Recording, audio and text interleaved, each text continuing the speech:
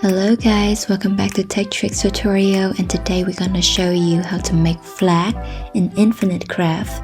This is very easy. All you have to do is follow step by step. So first we add water and then more water to have lake. Then leave this lake aside. We add fire and more fire to have volcano.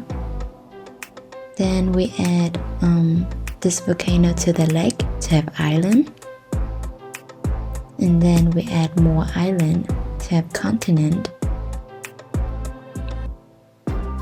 Then we add lake to have America,